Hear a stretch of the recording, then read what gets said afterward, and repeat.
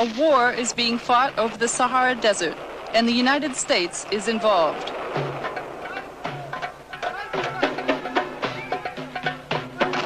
American weapons are taking their toll.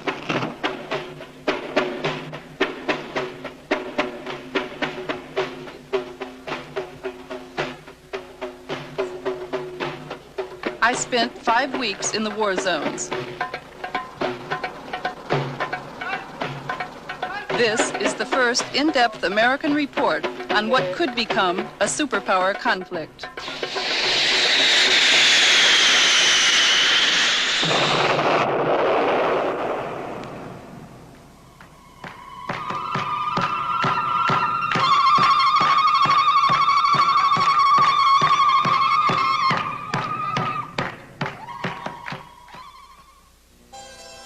This program is made possible by a grant from the Independent Documentary Fund, which is supported by the National Endowment for the Arts, the Ford Foundation, the Program Fund of the Corporation for Public Broadcasting, and by public television stations, and by additional grants from the Corporation for Public Broadcasting, the Samuel Rubin Foundation, the William and Mary Grieve Foundation, and by the Albert Kunstadter Family Foundation.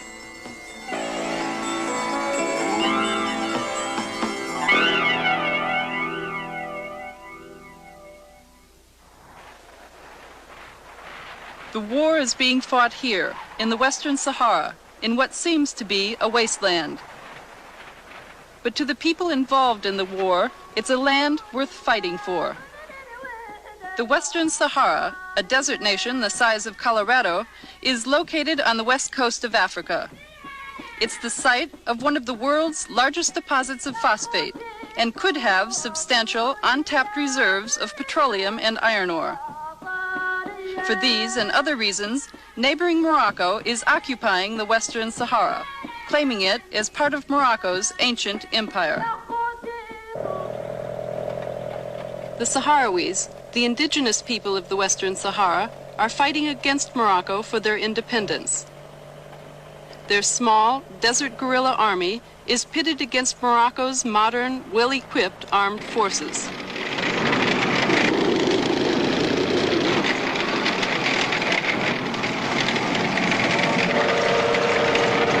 The United States is one of the main suppliers of weapons to Morocco, even though the Moroccan occupation of the Western Sahara is condemned internationally. The Reagan administration justifies its support of Morocco by putting top value on our friendship with that country. Morocco, for 2 decades, has been a close and valued friend of the United States. They are a moderate Arab state. They are very helpful in terms of a series of initiatives in Africa. They are a strategically important country bordering on the Atlantic and on the Mediterranean. And they have been consistently supportive of the United States of America. Another African country that's been friendly with the United States of America is Nigeria. Yet, its foreign minister feels the United States has chosen to support the wrong side. For the United States, champion of justice, freedom, and rights of people to be on the side of the oppressor, as it were, it's a really very sad affair, and one sincerely hopes that the U.S. administrations would consider this matter in this light and pull out as best as they could, because you might say in the short run, U.S. may need to protect its strategic interests and friendships and so on, but in the long run, it's really creating a very bad name and very bad image for itself in Africa as a whole. The real problem that ought to concern us in the Western Sahara is the potential which this conflict has for significant escalation, and the extent to which, if it should spill over into Morocco and Algeria, it could create a situation in which our own country and possibly the Soviet Union could be dragged in as well.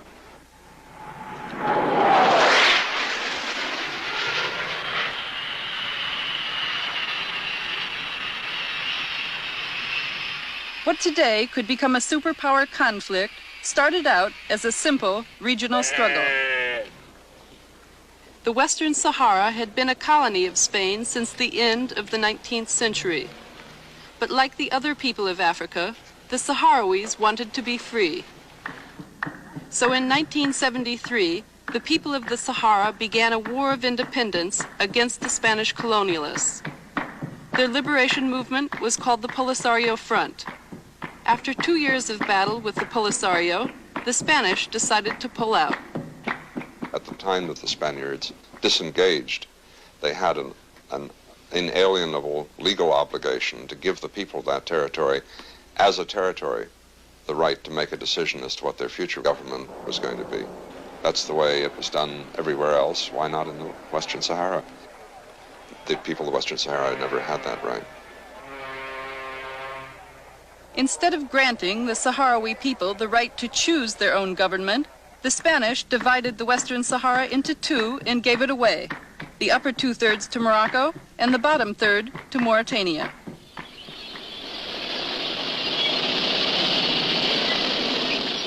When Morocco and Mauritania moved in their armed forces to secure their new territory, the Sahrawi people loyal to the Polisario Front became a target.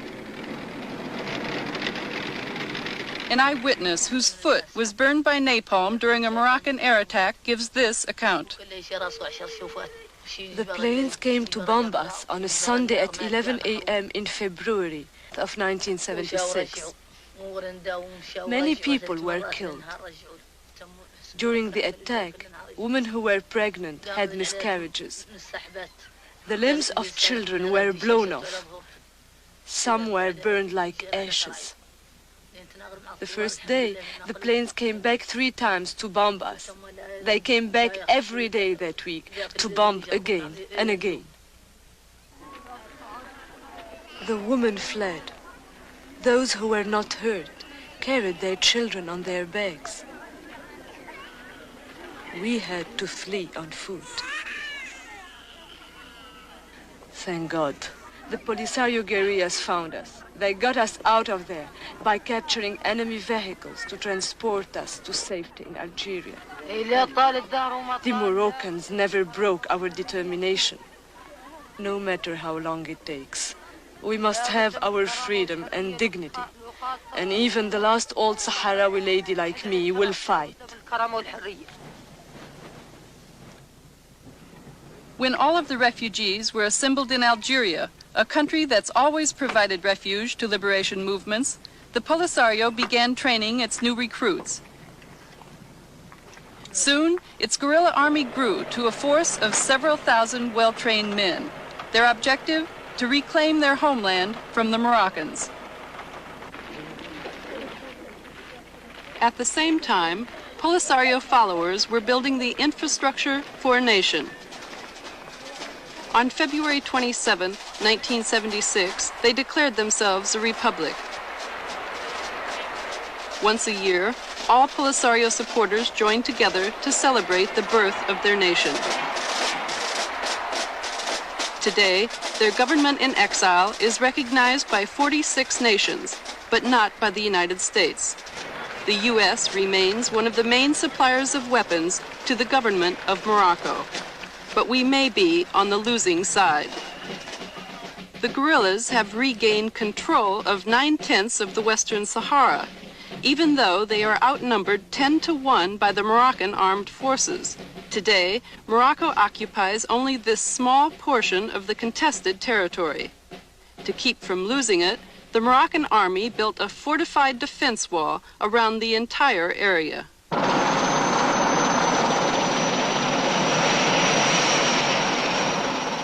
I was airlifted to Morocco's front lines by Army helicopter. Ras Al Hamra has been the site of several major battles because this is where the defense wall begins. Being the first American journalist to report on this war, I received the full cooperation of the Moroccan government. During a 10-day tour of the war zones, I would visit nearly every major Moroccan military base and outpost in southern Morocco and the Western Sahara. Heavily armed Moroccan soldiers provided protection for me the entire time I was there.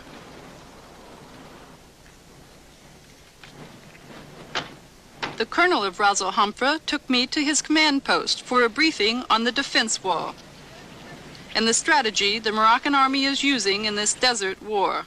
The Moroccan armed forces built a defense wall that begins here in Ras Al Hamra and extends over 400 kilometers. The end of the wall is 30 kilometers south of the capital, Al Ayoun.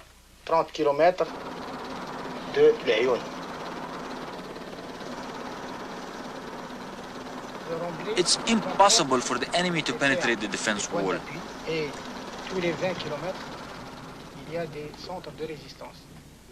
Every 20 kilometers along this wall, there's a major resistance center, as you see here.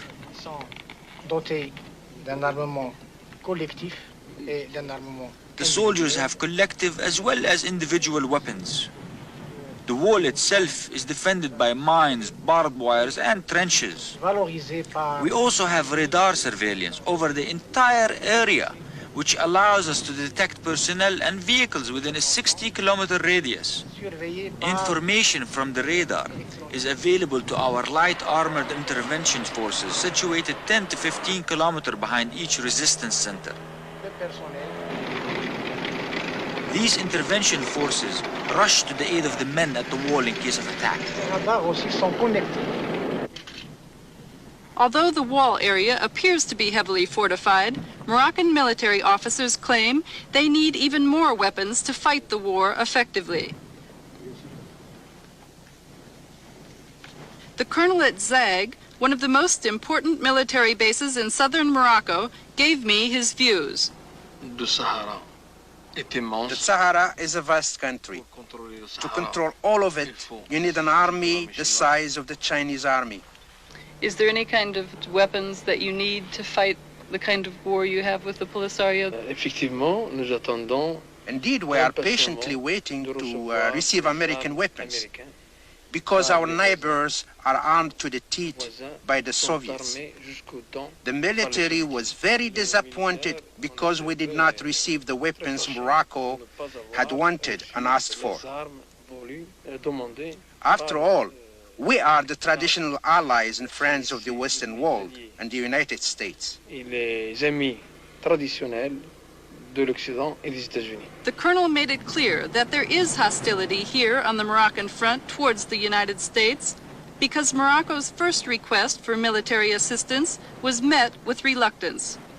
Around the times that the arms package was being considered in the United States, there were reports of low morale in the Moroccan army.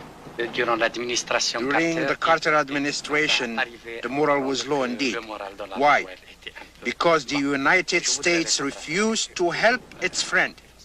Morocco is one of the friends of the U.S., and Carter always turned his back on us. In 1979, the king himself raised the complaint that the United States was letting down its friends. His complaint came in the midst of intense lobbying by Morocco for U.S. military assistance. I think the United States are now still shocked by the Vietnam War. And they not make the difference between an intervention from United States and the help from United States to their friends. The king's request for military assistance created a policy debate at the White House. The president's national security advisor, Zbigniew Brzezinski, urged the Carter administration to sell the king the weapons he was asking for. Morocco is a moderate Arab state that by and large has been quite decent in respect to the Arab-Israeli dispute and has exercised a moderating influence on other Arab attitudes. It certainly, I believe, is in our interest for the Arab world to become more moderate, more accommodating. And we can only achieve that if we stand fast when our friends get into a jam, even if they get into that jam of their own making, which perhaps was the case here. But once they're in a jam, you don't point your finger and say, well, you shouldn't have gotten into a jam and we're going to watch you sink. You help them. Did you support the policy of allowing Morocco to use U.S. weapons in the Western Sahara, outside their internationally recognized borders? I was deeply supportive of the human rights policy of non-proliferation and so forth. But I did not feel that in the circumstances of the real world in which we found ourselves, we could simply afford to let our friends down when they are confronting genuine security problems. This doesn't mean that I felt that Morocco was right in every respect in its policy towards the so-called Polisario. But I did feel that, on balance, we had to stand by Morocco, we had to be helpful, and we had to be helpful in a tangible and meaningful way. On January 24th, 1980, the policy debate ended in a victory for King Hassan II. President Carter approved the sale of a large package of counterinsurgency weapons for use in the war in the Western Sahara. Critics of the decision charged that United States weapons would escalate the conflict. But according to the President's Moroccan ambassador, the aim of the weapons was to bring King Hassan to the negotiating table.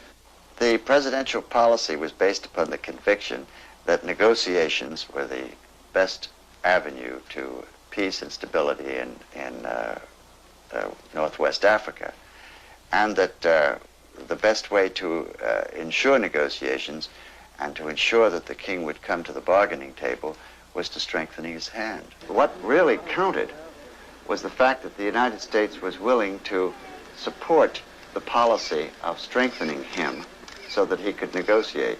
He felt a great deal more reassurance to have the United States understanding of his position. The arms sales to Morocco included 20 F-5 fighters. Total cost, $170 million. 6 OV-10 Broncos, described as one of the deadliest and most versatile light strike counterinsurgency aircraft in the world, were also included. Total cost of the arms package, over $232 million, which Morocco couldn't afford, so the King of Saudi Arabia, monarch of another moderate Arab state, picked up the tab. Today in Morocco, the war machine is gobbling up nearly $3 million a day. Morocco spends more per capita on military expenditures than it does on education or health care. Many have blamed the war for Morocco's inflation rate and rising food costs. Morocco is in severe economic difficulty. There were major riots last June that led to hundreds of people being killed, thousands of political prisoners being taken. It is a very unstable economy and a very unstable society. And it is the war in the Western Sahara that is just draining the resources that are needed by that country to get on to the tasks of economic development at home.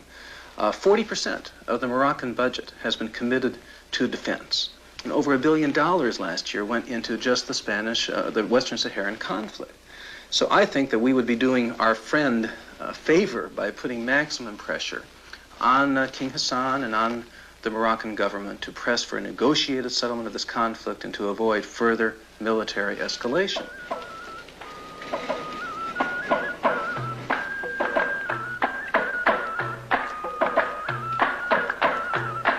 This is the Moroccan town of Tantan.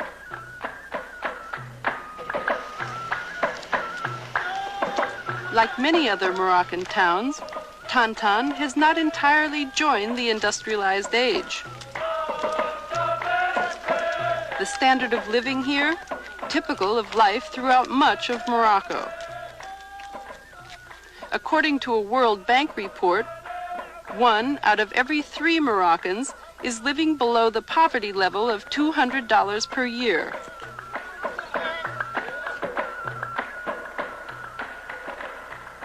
(72% of Moroccans are illiterate.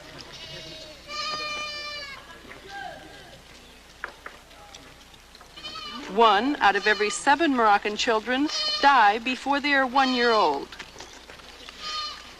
Life expectancy here, only 56 years, compared to 73 years in the United States.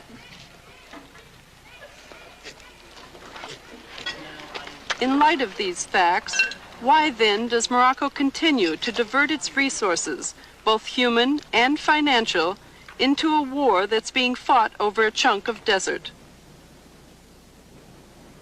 I'm sure from Morocco's point of view, it's a question of getting back what they had considered their old big empire. But of course, in the modern context, the natural resources available within the Western Saharan territory has also to be considered. Phosphate is an immediate one, and if Morocco were to have the phosphate deposits along with what it has, it probably will have the largest deposits of any in the whole world. The Boukra phosphate mine in the Western Sahara is one of the largest deposits of phosphate in the world. Much of the phosphate here is untapped. Two valuable products are made from phosphate: fertilizer and uranium for nuclear weapons. Yes, this is phosphate, yes. This is the only mine in the Sahara. In the Sahara? It's not working. No? Yeah. No. No, but... Because of the war, the Boukra phosphate mine has not been in effective operation since 1976. Polisario attacks make it impossible to transport the phosphate out of here.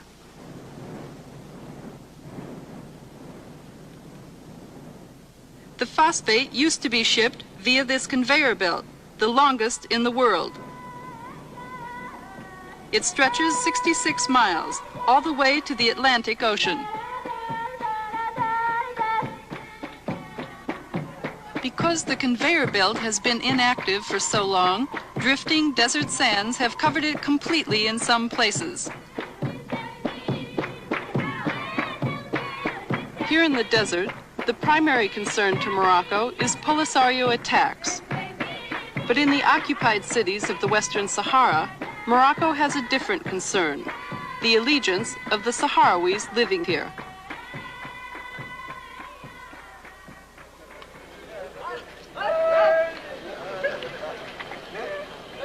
This is the city of El Ayoun, the largest in the Western Sahara. In an effort to win the loyalty of the Sahrawis living here, the Moroccan government has pumped millions of dollars into the city and surrounding provinces. A Moroccan official describes one way in which that money was spent. The Spanish left the Sahrawis here living in bad conditions, in shacks like these on the right.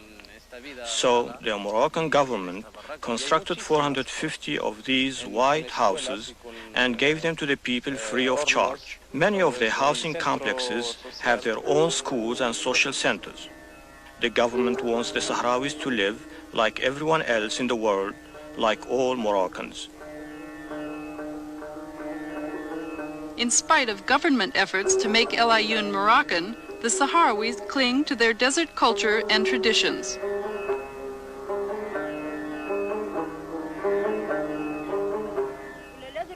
To find out the attitudes of Sahrawis in El Ayoun, I conducted random street interviews. Everything that was said had to pass through this man from Morocco's Ministry of Information. Later, when I checked the accuracy of his translations, I found that he was distorting both my questions and their answers. Would you ask him if he thinks that the war has split the Sahrawi people and if he would like to see there be a reunion of the people? قالت لك انت ضرك تشوف على ان اهل سكان الصحراء المغربيه منهم شبه الناس الشرقيين ياك قالت لك يا كانك تبغي هاي الناس تجتمع في بلد واحد وما تبقى هذه الحرب خالقه احنا نبغى لا لهنا احنا القره ما نبغوها نبغى لا لهنا Bueno, dice que no queréis guerra y que quieren nada más que la paz y toda la gente vive junto aquí. Que no quiere guerra. Ask him his feelings about the war between the Polisario and the Morocco. قالت لك هذه الصيدة قالت لك تظهر لك في هاي الحرب اللي عدوا علينا هاو الناس الشرقيين كانها معقولة ولا ما هي معقولة؟ قالت لك تظهر لك بدل اللي عدلوا كانوا زين ولا ما هو زين؟ كلها زين وعندك ما نعرف لهمش ما عندنا هم فلوسهم. احنا عندنا ما هو زين وهم ما نعرف لهمش. Dice que, bueno, dice, primeramente dice que no sabe nada. Después dice, bueno, eso es cosa no es buena para nosotros. Why isn't it a good thing? قال لك علاه في نظرك انت اللي يعدلوا الناس ما هو زين. قال لك علاه في نظرك انت اللي يعدلوا الناس ما هو زين. نظري انا انه ما هو زين بنادم يهرب عن ترابه ويخليها ما هي زين. Dice que no es bueno porque ellos marchan lo cogen los de Algeria desde aquí, de su tierra, y le quedan ahí, que no es bueno, y viene para matar a sus hermanos o sus hijos, que no es lógico. The interview shows that Morocco exercises control over the flow of information here, a reminder of how restrictive military occupation is. In fact, Sahrawis living under Moroccan control are not free to join the Polisario or any other organized resistance movement. All forms of opposition are banned by the Moroccan government. The main opposition group, the Polisario Front, is headquartered here in Tindouf, Algeria, 400 miles from El Ayoun. Very little is known by the United States about the Polisario or its supporters living here because of a government policy forbidding all direct contact. I have always considered that it was a little bit unfair and prejudged the situation that Washington under the Carter administration allowed American diplomats to go into the Moroccan-controlled Western Sahara, but didn't even allow any of us who were assigned to Algeria to go down and visit the refugee camps in Tindouf.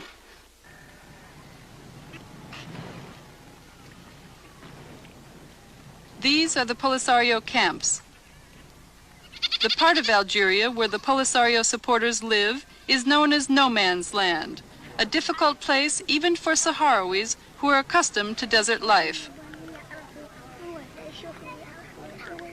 I am one of the few Americans to visit or film here.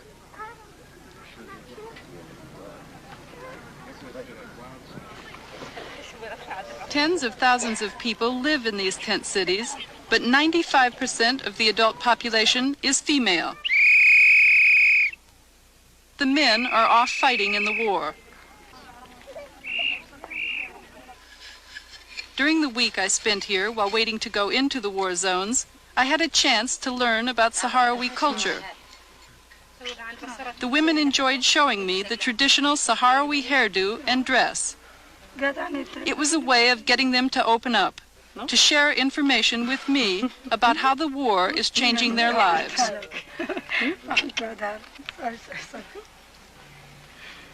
المجتمع التقليدي بالنسبة لنا كانت المرأة فيه. In traditional society, women had a limited but not unimportant role. Women stood side by side with their men and participated with them in all sorts of things. We even tended the herds. We have always been active and important.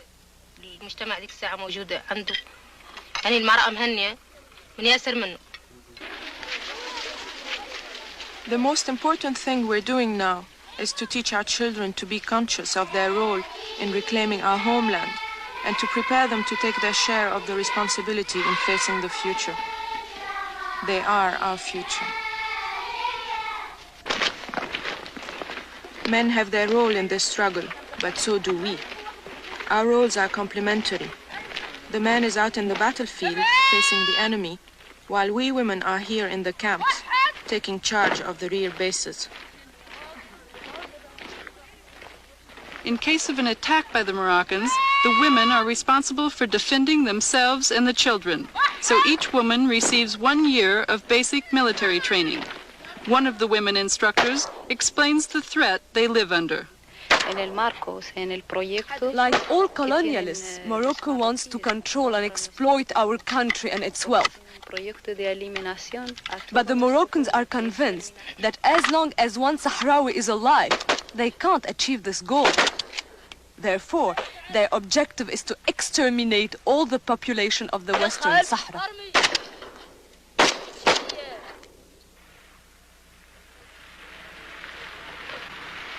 as we traveled between camps, I saw that even the old have a role in this new society.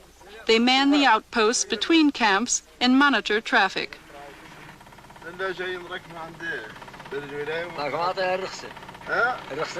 The elders are respected today just as they were in nomadic times. In keeping with that, a council of elders met with me on behalf of the entire camp population. Does he think that you will win the struggle? Yes,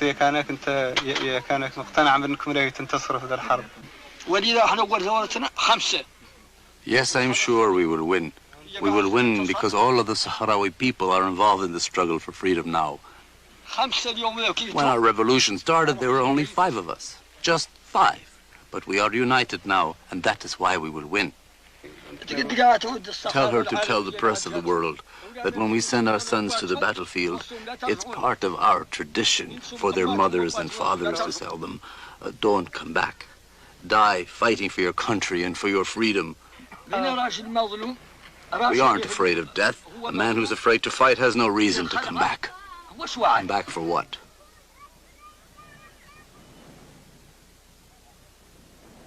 25 seasoned guerrillas in worn battle fatigues arrived at the refugee camp to escort me into the war zones of the Western Sahara. Before leaving, I was asked to sign forms releasing both the Algerian government and the Polisario Front of all responsibility if I got killed inside the Sahara. I would live with the guerrillas for 2 weeks. During that time, we would cover 500 miles of desert and would visit all of the major Polisario strongholds. As the guerrilla leader showed me the route we would follow inside the Sahara, I thought about the irony of traveling in a war zone where I could be killed with weapons made by my own country.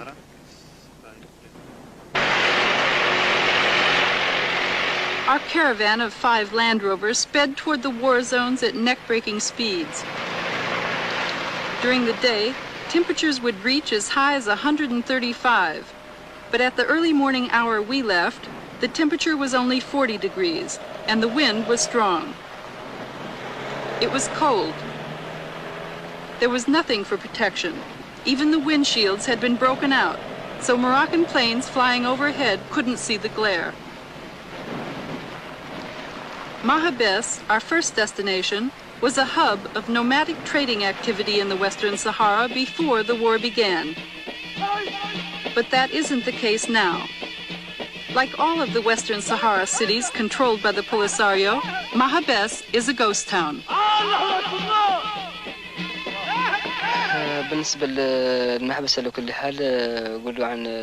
Before the Moroccan occupation, there were 7,000 Sahrawis living in the city of Mahabes and in the surrounding area. But the objective of the Moroccan army was not only to occupy the Western Sahara, it was also to annihilate the population. That's the reason none of our people, supporters, live here, even though Mahabes is liberated and under our full control. If anyone lived here, they'd be bombed by the Moroccan Air Force as they were before. That's why our people stay in the camps in Algeria where they are safe. I saw nothing but rubble and reminders of the fierce fighting that took place here when the Polisario won control in 1979. In the operation of Mahabes, we captured 69 prisoners, 80 trucks, and more than 400 tons of different caliber ammunition.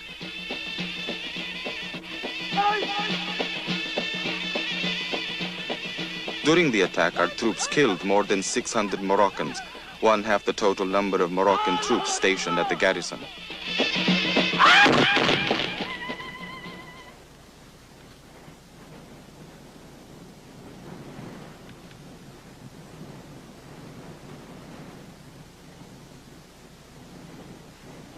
Estas plantas son de nuestras tierras y son bonitas. This is our land, and these are our flowers. They are beautiful. I wish our women and children and old people back in the camps could smell the flowers. For 7 years, they haven't seen the flowers or their land. Things can't go on like this.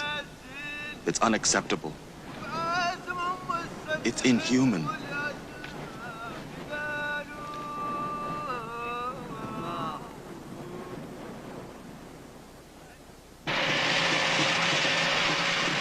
On the next leg of our journey, we crossed the border into Morocco itself, where the guerrillas occupy a former Moroccan military base.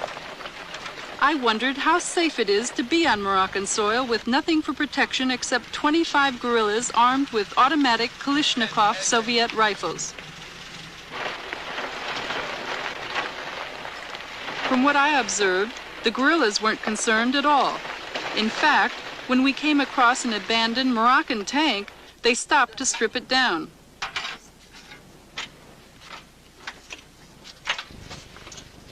Without tools, it was a struggle, but the guerrillas were determined.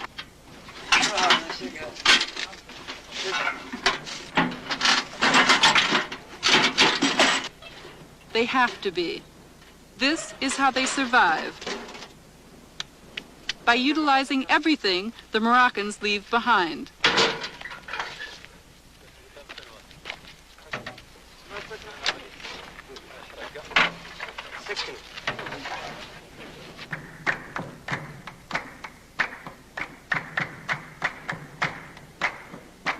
Luberat was a major Moroccan military base.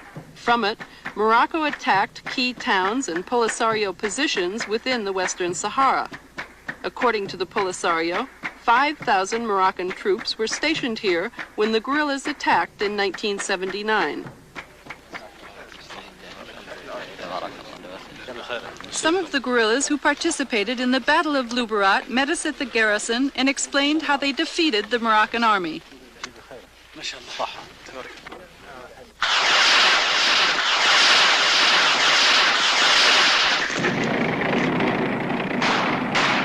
Polisario launched its surprise attack before the sun rose.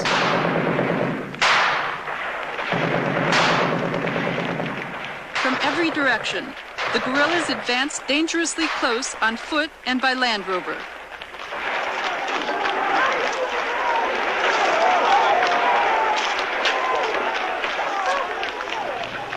During the 2-hour Battle of Luberat, Morocco's sophisticated weaponry proved to be no match for the Polisario's guerrilla tactics. The Polisario claims that it's captured a total of 2,000 Moroccan soldiers over the years. The Moroccan army, on the other hand, didn't have any prisoners of war to show me.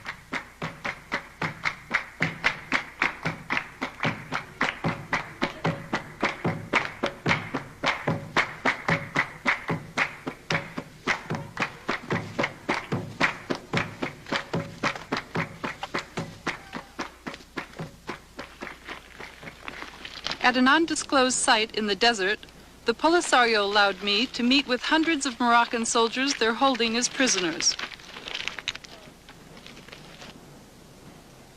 When were you captured? I was captured at Hagunia, 10 kilometers south of Hagunia. And where's Hagunia? Hagunia is in the Sahara. And you're a Moroccan? Yes, of course. Why were you fighting in the war? Why were you fighting against the Sahrawis? Because I am a soldier. I don't have the choice. Do you think Morocco will win the war? Do you think Morocco will win the war?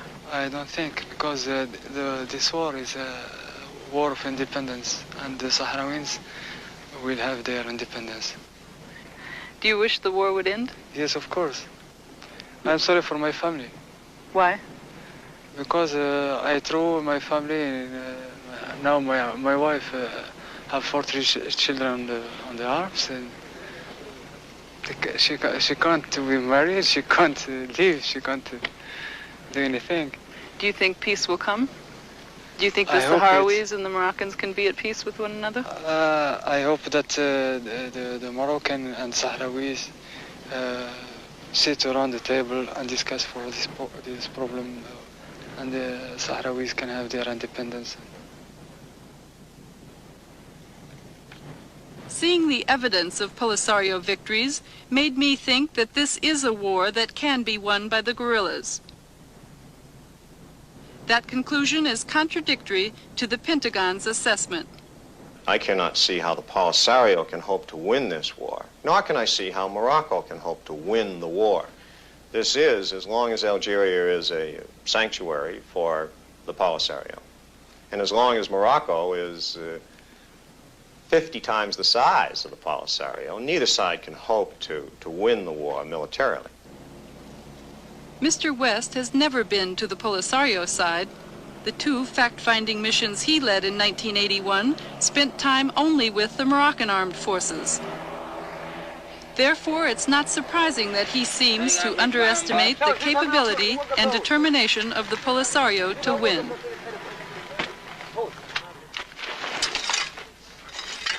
The desert is one of the most inhospitable battlefields in the world, but the guerrillas have turned even that to their advantage by learning how to make camp anywhere.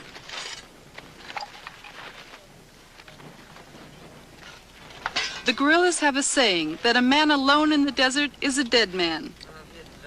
So everyone pitches in. Food and water are scarce here. We carried only enough water for drinking. It was carefully rationed, even though it looked and tasted just like gasoline. When the goat we had been carrying with us was brought out for the kill, it marked the beginning of a special occasion. In keeping with Islamic tradition, the soldiers slit the goat's throat from west to east. Every part of the goat was carved up, either to be eaten or to be utilized. Fighters out in the field make do with an occasional piece of dried camel meat. So our cooked goat stew drew all of the local guerrillas out of hiding.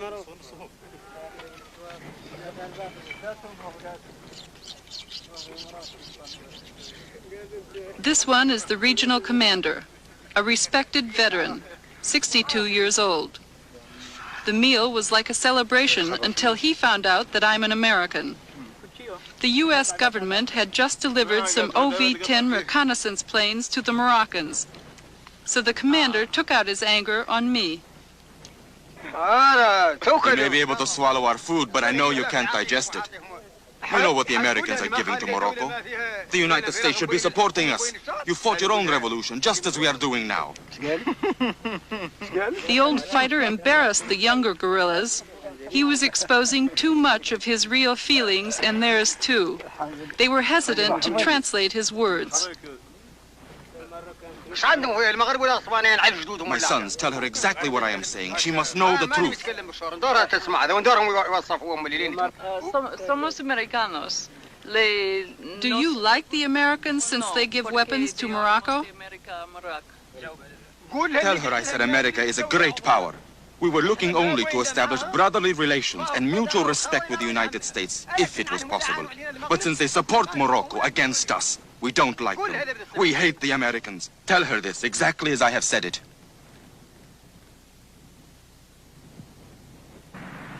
If the message has reached Washington that we are making enemies out of the Sahrawi people, it hasn't had much impact.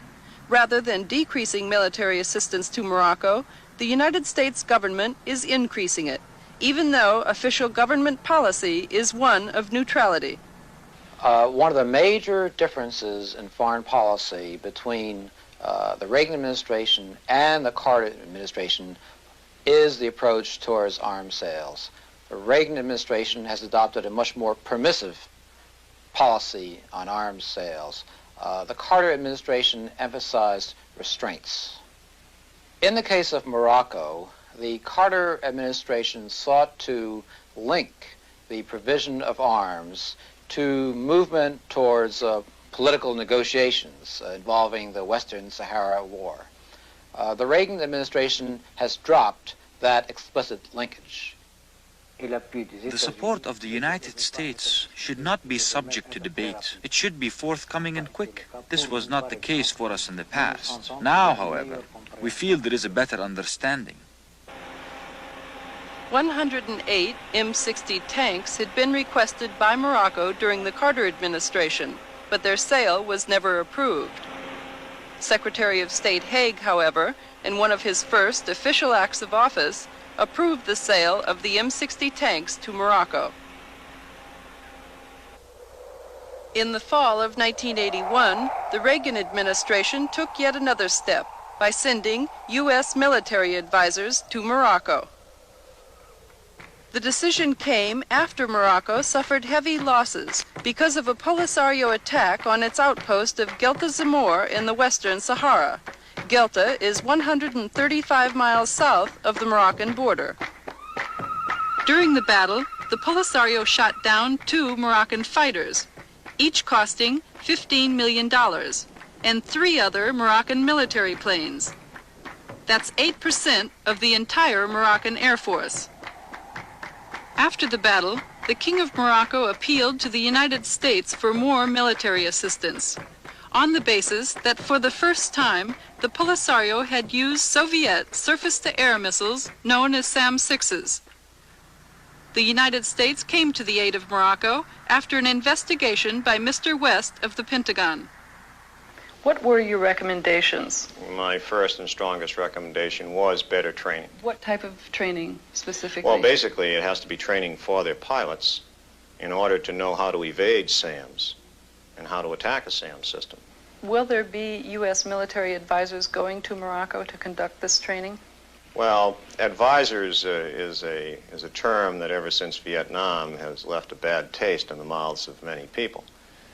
I would point out that at any given time, we have approximately 40 teams scattered somewhere around the world giving some sort of training help. And we do now have such a team in Morocco. Appearing before the Congressional Foreign Affairs Committee, Secretary of State Haig was asked to justify the decision to increase Moroccan military assistance. In his testimony, the Secretary made a serious mistake. Haig accused the Polisario of using SAM-6 missiles to attack inside Morocco, not in the Western Sahara. The incident which triggered the expression of concern by Morocco was not Moroccan activity in the Sahara, but an attack against Moroccan territory by highly sophisticated forces with the most sophisticated equipment. It's awfully important we keep objectivity and balance in our expression of the situation. During my investigation of the Secretary's testimony, I questioned one of his spokesmen. He admitted that Haig had made a serious mistake because the Polisario SAM-6 attack was in the Western Sahara at Guelta Zamor, which the U.S. government does not recognize as Moroccan territory. The State Department claims that Haig made an honest mistake, but when I requested an interview with the Secretary, it was denied, and the congressional hearing record has not been corrected. At the Pentagon, I asked their top expert for justification of the new policy, and he made the same mistake Haig had. We will, in conjunction with some other nations, assist militarily in terms of the sales of military equipment to provide for the legitimate self-defense needs of Morocco, because these SAM-6 attacks have taken place inside Morocco, 70 miles inside Morocco. Where is that? This is at a place called Basied. This happened on November 20th. Mr. West is mistaken on 2 counts. There is no such place as Basied in Morocco, and there has never been a SAM-6 attack inside Morocco. This has been confirmed by the State Department and the Moroccan government. I think in the conduct of our foreign policy, whether that foreign policy is under a Republican or a Democratic administration, we tend to indulge in great exercises in self-deception. We want so desperately for the world to be the way we want it that we end up believing our own propaganda. And that's one of the things I think that has prevented us from taking a realistic view of the war in the Western Sahara. Does the United States government have a realistic view of who is fighting this war and why? The Polisario claims that it is a national liberation movement, but because many of its weapons are of Soviet origin, paid for by Colonel Gaddafi, the United States government implies that the Polisario is not a national liberation movement, but rather that it's an agent of Libyan expansionism in North Africa. The linkage to Libya and the linkage to Gaddafi is very troubling. In what sense? Well, in the sense that if you become linked to somebody in that you're accepting his pay, you're accepting his weapons, you're accepting his training, you're accepting practically everything from him, Polisario cannot stand by themselves.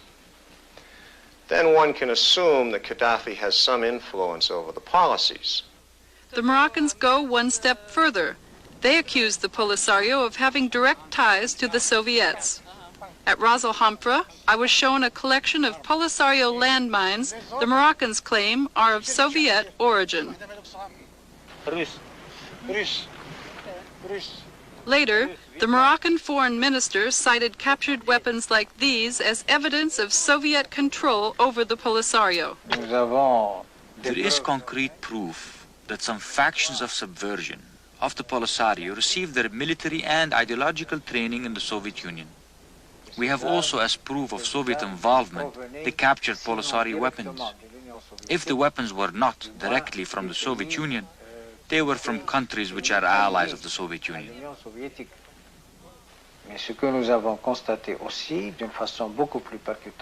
What we have witnessed also, which is more worrisome, is that there is a similarity between what is happening in the Moroccan Sahara today and what has happened in the Horn of Africa and in certain areas of Central and Southern Africa. I can't believe that the Moroccans who are saying that actually believe what they're saying.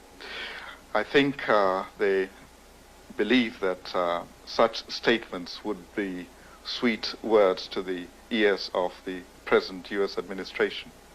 And they will tell a U.S. reporter that in the hope that it will be reported to the right quarters, and they will thus get sympathy for their cause. But I'm absolutely certain there is no Soviet hand in this. This is not saying that there are not, the Polisario is not getting Soviet weapons, but they are getting it through straightforward, honest purchase and delivery by Libya, for example. And if it cannot be obtained from the West, why can't it be obtained from the Soviet Union? How will the arms race in the Western Sahara end? Does a continuing war mean even greater involvement of the United States? I would expect that as the Polisario escalates the war, we are going to supply more and more military equipment, and indeed now we're going so far as to offer training in counterinsurgency.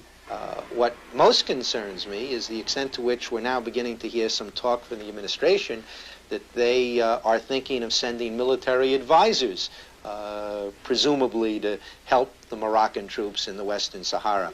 And I think the last thing we want is another Vietnam. We are getting over what was certainly the hangover from Vietnam, which was that we had to keep our distance from all other countries in the world with the exception of Western Europe. I think we are snapping out of that. We have militarized our foreign policy. A retired admiral of the United States Navy is one of those concerned about the recent escalation of arms sales by the United States. President Reagan and his administration are exporting weapons all over the world. This year, we will be selling $15 billion worth of military weapons to countries all over the world. That's more weapons than all the countries in the world sell, including the Soviet Union. We are the world's largest exporter of weapons. One of the fundamental faults in the foreign policy of the Reagan administration, in my view, is the extent to which they seem to feel that the way to solve any problem which exists in the world is to throw arms at it. Weapons may prove to be a poor choice for solving world problems. They haven't ended the war here in the Western Sahara. And our policy of providing weapons for use in places like the Sahara is putting the United States in the position of being criticized for violating important principles of international conduct. To the extent that a superpower supplies arms to a government to help it, a friendly government to help it occupy another country which is, was, or ought to be independent under international law, it is violating both legal and moral precepts. I believe the involvement of the United States is really viewed with some sadness because we all look at the United States as a country where people came to obtain freedom and from the oppression of the old continent in Europe and have obtained it and are the symbol of freedom and justice in the whole of the world. Our government and those of our allies have expressed moral revulsion at the police state tactics of Poland's oppressors. Often the United States does live up to its image as the symbol of freedom and justice in the world. Like in the crusade President Reagan is leading against martial law in Poland.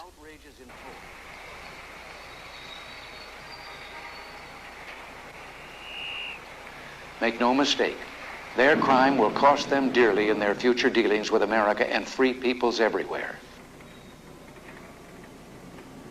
How can they possibly justify using naked force to crush a people who ask for nothing more than the right to lead their own lives in freedom and dignity? In light of statements like this, how can the President possibly justify continued arms sales to Morocco when those weapons are being used in the Western Sahara? After all, the aspirations of the Sahrawi people are no different from the aspirations of the people in Poland. The Sahrawi people are merely struggling for the right to live and be independent. We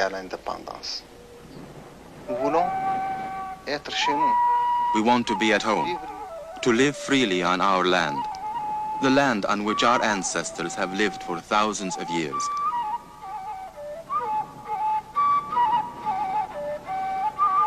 We have nothing against the United States, except that it is supplying weapons to Morocco.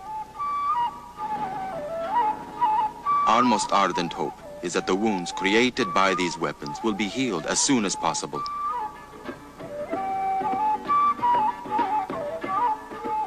And that the Sahara and America can establish good relations.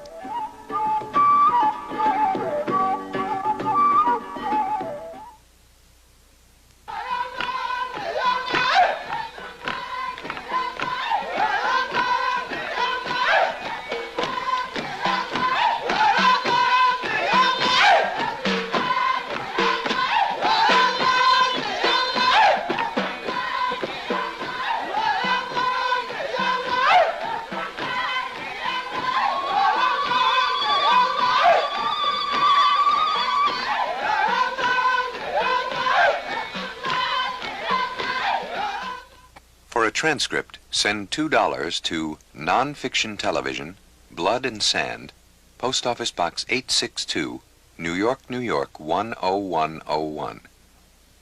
Nonfiction Television is produced under the auspices of the Television Laboratory at WNET 13 and is designed to support and present documentaries for public television by independent film and video makers. The points of view expressed in these programs are those of the independent producers.